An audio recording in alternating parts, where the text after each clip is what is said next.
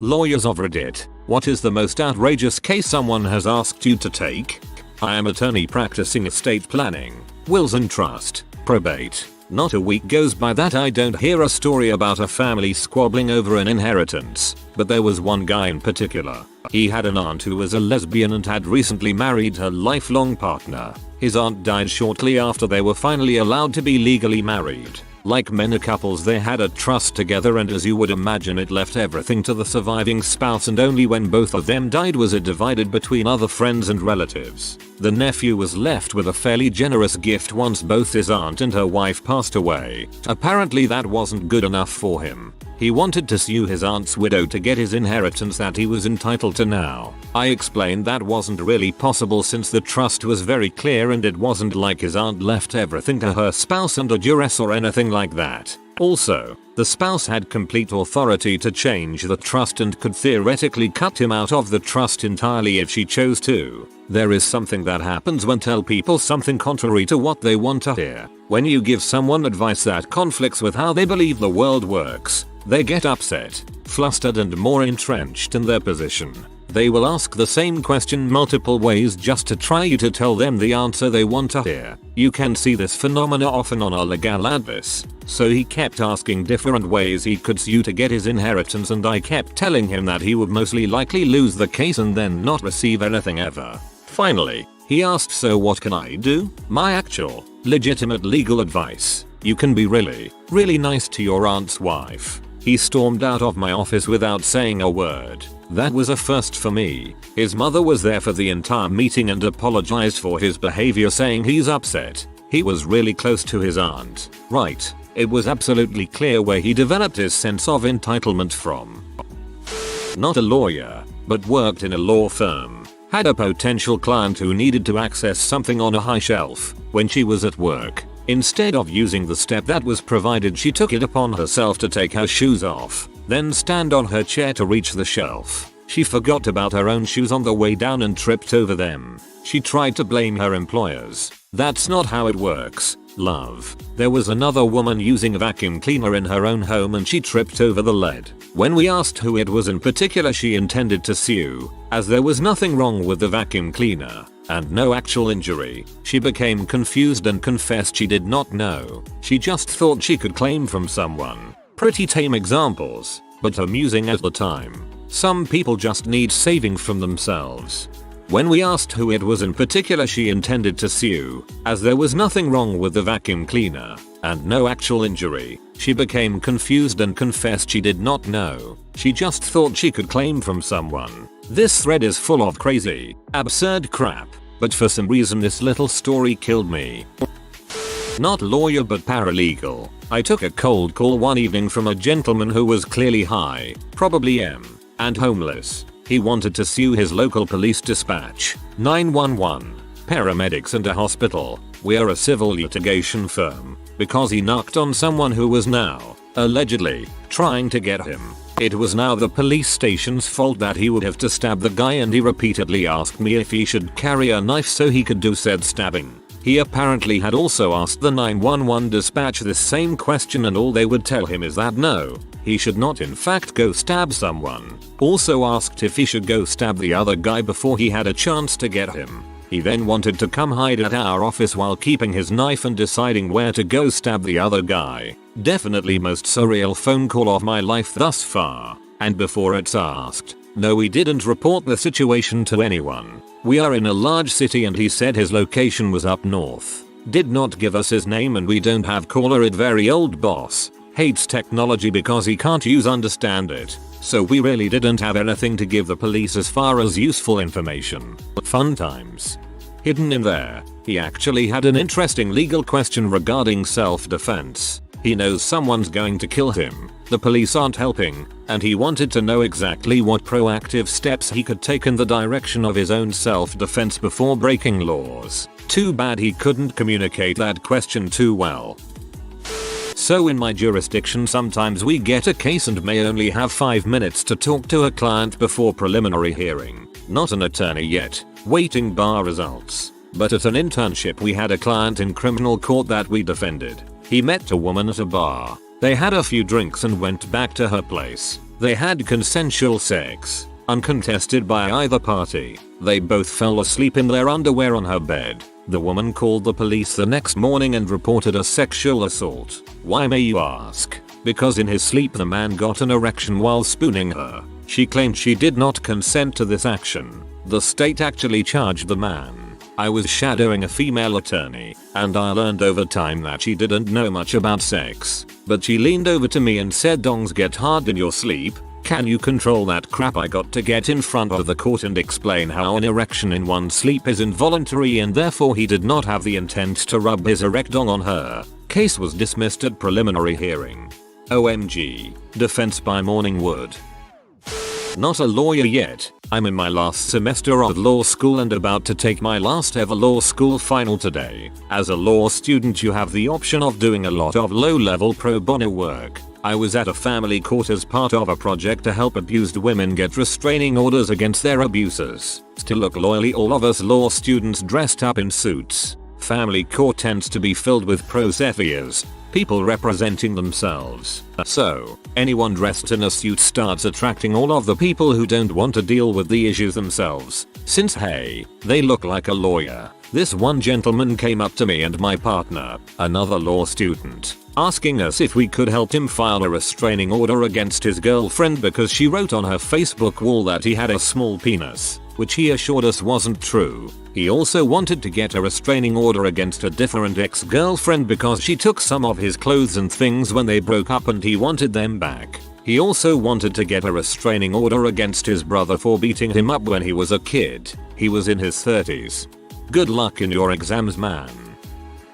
A fellow came to me in 1996 and said he was able to stop his grand mal seizures by smoking pot. He was a very difficult, sometimes abusive hothead with a long history of criminal cases. He had no money. He wanted to make pot legal in Canada. Many lawyers had already turned him away. I took it on, very reluctantly. It was obviously a complete long shot, but I was young and ambitious. George Soros Foundation learned about the challenge, funded the case and provided some experts. A few years later, and 2 minute hours, arguments, tears and sleepless nights to count. Damned if he didn't win. His case became the national template for medical marijuana in Canada. The client wanted full legalization, so he was disappointed with the result. Oh well, I tried. Respect from an epileptic, grand miles. Not a lawyer, but my uncle once had a client trying to sue Sears for distributing pornography to minors because he caught his 12-year-old son masturbating to the lingerie section. Probably will be buried, but I defended a guy accused of rape. His defense was that the girl had been a one-night stand who had become obsessed with him and had broken into his house, found a used condom in the bin that he had ejaculated into and stole it, and had then smeared semen all over herself, punched herself in the face and had thrown herself into a bush on purpose before going to a hospital. She was doing this to get back at him for not wanting to be with her. I explained that a jury might not believe this, but that I would put the case if he wanted to. He was duly convicted.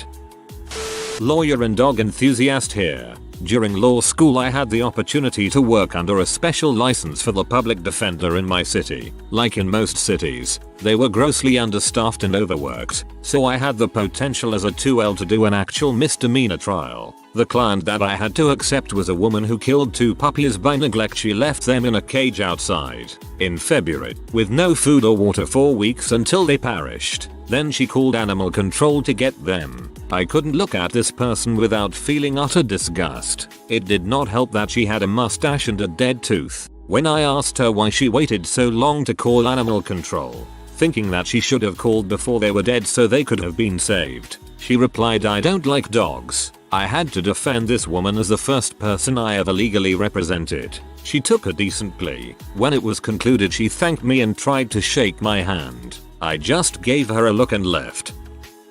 Criminal prosecutor here. A patrol officer pulled over a driver for some traffic violation.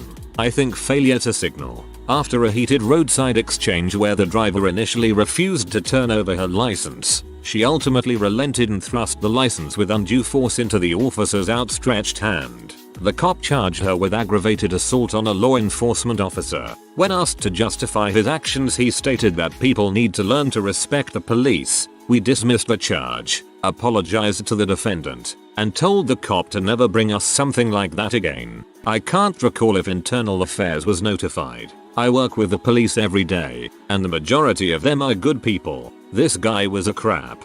Thank you for making the responsible choice. Many of the prosecutors I've worked with would have laughed and let the charges stand.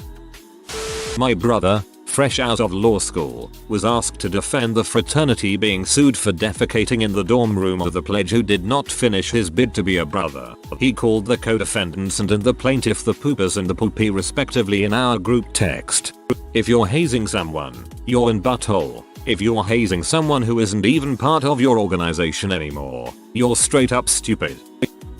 Used to work in matrimonial law, which is the worst practice area of them all. You see fairly reasonably good people reduced to the worst of themselves in every aspect. They're emotionally distraught, seeking vengeance, wounded pride, etc. etc. Aside from the woman who really wanted in her motion for full custody papers the fact that her husband allegedly jerked off constantly leaving the couch sticky, left the door open while he did so. They had 5 kids, 1 in her teens and 4 around age 8. They were quadruplets, and left his used tissues everywhere, so she frequently sat in them. There was the septuagenarian who came in because his stripper wife. Wait, let's back up. The guy is an executive at a big company in NYC. He was faithful, supposedly, to his first wife of 40 years, cared for her through sickness and then her death, had a grown son, became addicted to strip clubs. He spent something like $20k a month at them, and then met a stripper that he eventually impregnated then married, with prenup. She had 2 kids with him. He reduced his strip club spending to $50k a year. Apparently she suspected him of being unfaithful with another stripper, so she filed for divorce. She claimed he was an unfit parent. He claimed the same. The guy was not attractive, though he kept himself well groomed, was trim, dressed reasonably well, just had a bland appearance. He was also in his 70s. I don't understand. Maybe he was just a dollar sign to the strippers. In any case, one day while discussing his prenup, we had to ask, did you cheat on her because that would nullify the prenup?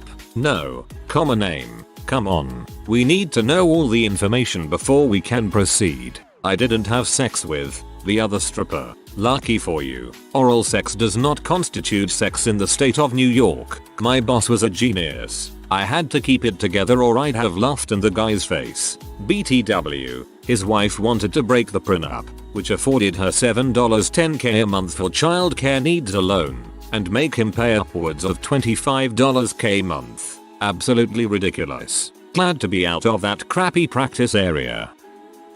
I'm not a lawyer, but as a child I was taken into foster care and then returned to my father's custody, so he had custody of me from ages 4-16. When I was 22 he tried to sue me for the costs involved in caring for me for that time, saying that he had no obligation to take custody of me and had only done so to save me from foster care. It was obviously dismissed and I don't talk to him anymore.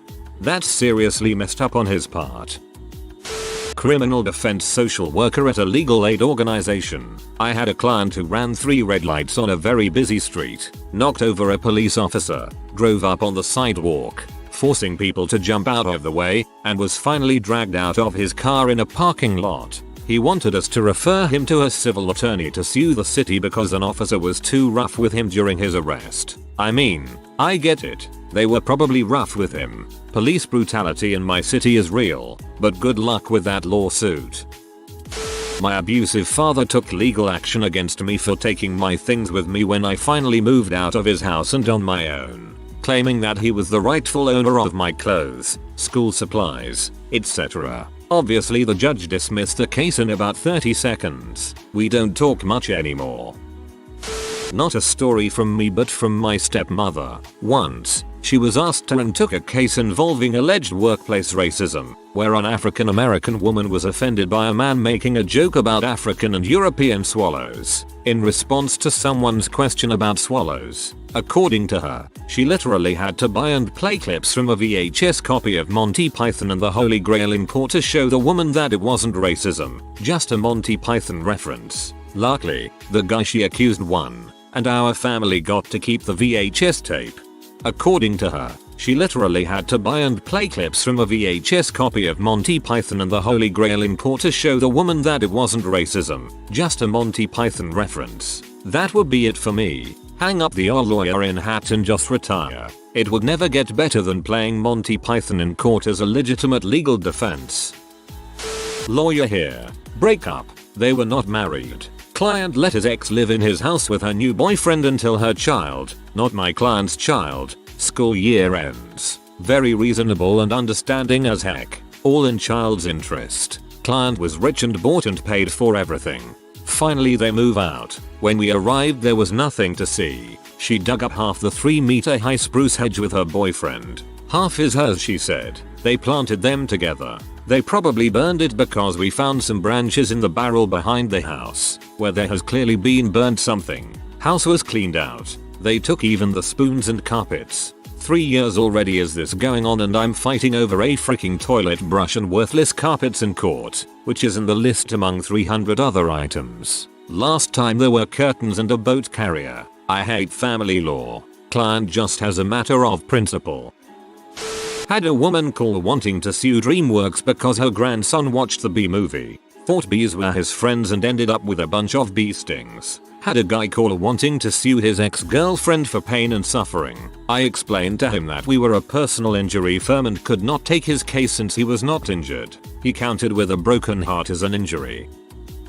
I'm late to the game lawyer. Once had a gentleman come to my office with an interest in suing his former employer. My office is general civil litigation, and I handle our employment matters. As an aside to that, he also specifically asked for a female attorney for reasons not related to this story. I met with him for about half an hour. He explained that he had been terminated from his employment and believed it to be gender biased. In my jurisdiction, an employer needs to show a legitimate, non-discriminatory reason for discharge, and while this hurdle can be overcome, it's a high one. I asked him if he had ever been disciplined, cited, or written up in the past, to establish if the employer would be able to say he was an unfit worker, if he had an unblemished record. Our job is easier. He said yes, 12 times, in 2 years. I finished the interview, thanked him for his interest in our business, but told him we would not be able to take the case. I sent him off with a few referral numbers, but I don't know if he ever found someone to take his case. I'm going to guess he was cited for sexual harassment 12 times in 2 years. Not a lawyer but a family friend is. She had someone come to her asking to sue Starbucks because someone spilled their latte or smoothie or whatever on the sidewalk and she slipped on it and hit her head. She claimed Starbucks was at fault because it wouldn't have happened if Starbucks didn't put extra slippery whipped cream in the drink. Not me, but my uncle takes weird injury cases. One involved a guy who sat down in a public toilet and the chemical they had just used to clean the seat gave him chemical burns on his butt and thighs. I have had several, but the best was a custody divorce about 5 years ago. This guy was a super smart engineer, but he fell for a woman who was just white trash. He married her and at the time of the divorce, they had 2 kids aged 6 and 4. One day she told him she wanted a divorce and wanted him to move out. It was a huge house in a gated community, so I advised him to move to another part of the house so he could be near his kids. I also told him that the reason she wanted him out of the house was so that she could have the man she was cheating on him with move in.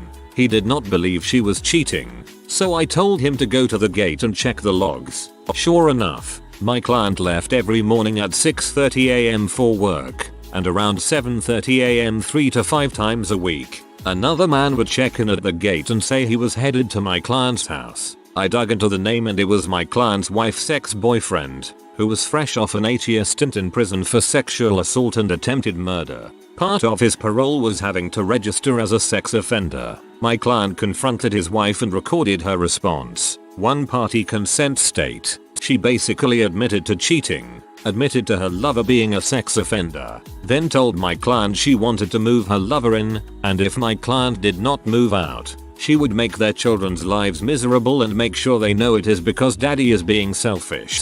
She lawyered up after that and we played the tape for her attorney in the first conference. He made some noise about consent and it not sounding like her, but he knew her allowing a registered sex offender around her kids was damning. In the end, he got the house, full custody, and the bank accounts. She got one car, her clothes and jewelry which were very valuable, some of the household items, and $25,000 cash. She literally moved from a palatial home in a gated neighborhood in the nicest part of town into a trailer in an unincorporated part of the county. Don't marry trash. Also, think twice about who you are having children with. My dad's story. As a previous lawyer in California, this husband and wife were getting a divorce. Everything went normal except the husband requested partial custody. This was fine except for the fact that they had no children. No, the husband wanted partial custody of the dog. The jurisdiction is that pets are personal property, so this couldn't be arranged in the first place. But my dad had to wonder why the heck this guy wanted partial custody of a pet. So why do you want partial custody? Does the pet mean that much to you? No, it's that we both like the dog, so she'll have custody and like it, but when I get custody, I'm gonna take it to the vet and have it put down. That's 101 on what you don't say to your defense lawyer. Interned at a law office. Client came in to consult with my boss. They owned a horse farm in the country and their sister had ridden one of the horses off the farm into swampy boggish territory off the beaten path. The client was dead set on suing the sister for decreasing the value of her horse and wanted to sue her for $500 of damaged goods. My boss just kind of sat there and stared at her. Being the good guy he is, he told her, "Miss, it's going to cost you more than $500 in legal fees. You'll be better off doing this in small claims court. But I wouldn't recommend that either, as the judge will likely throw out the case." The client was vehement in suing her sister in court with an attorney to teach her a lesson that she can't just ride off on other people's horses without permission. Boss told her there was no way in good faith that he could assist with this lawsuit.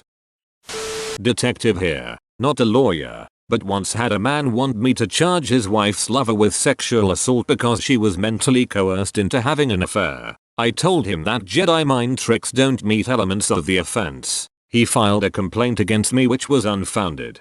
In NC they have something called alienation of affection and you can sue someone who has an affair with your spouse. A friend of mine got a pretty hefty sum from some schmuck that slept with his wife. I once worked as a prosecutor on the misdemeanor docket and heard some really amazing defenses that, if the defendant had an attorney, would not have made. My favorite was this guy charged with speeding who gave what I call the $5 foot-long defense. He pled guilty but wanted to provide an explanation to the judge that he had just eaten a $5 roast beef foot-long from Subway and was speeding to get home before he fell asleep because roast beef is sedating. The judge chuckled and asked if he meant to say turkey, a lunch meat that might cause some form of mild sedation. The man realized his mistake and said that the $5 foot-long contained both. I am trying not to burst out laughing as he used the word $5 foot-long about a half dozen times by this point, like he was actively advertising for Subway. The judge said he didn't think there was such a $5 foot-long available at Subway. At this point, the entire courtroom was laughing. The judge told him to choose his food more carefully and slow down, along with giving him the maximum fine.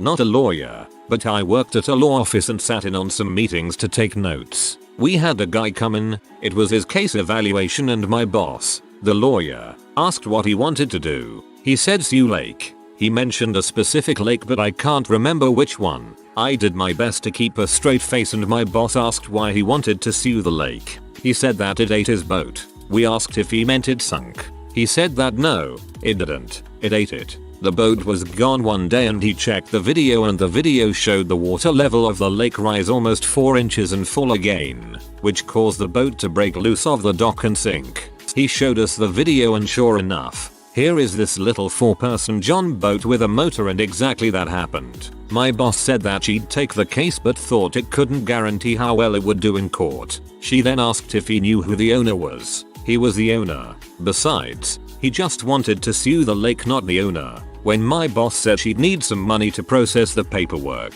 he threw down a brick of cash.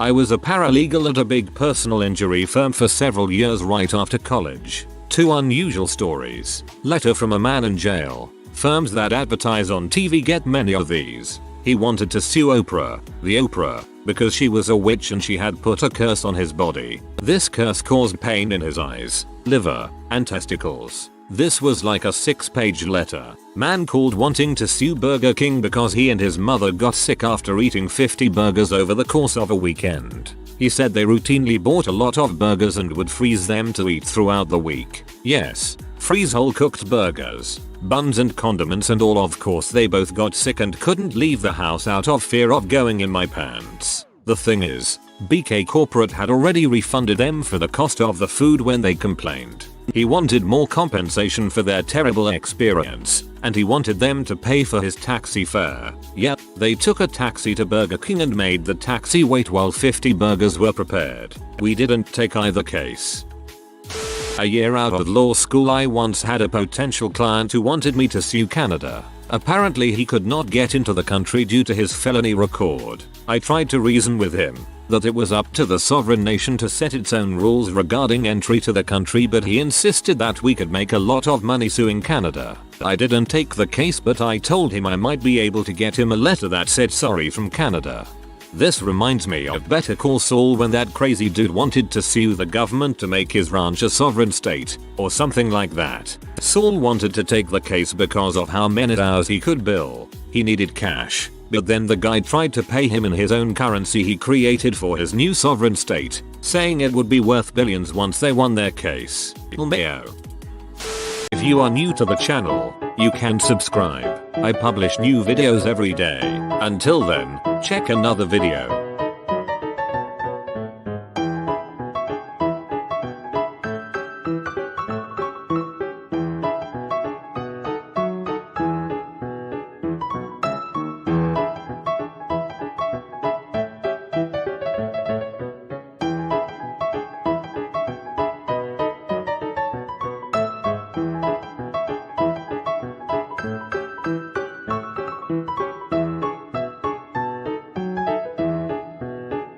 Bye for now.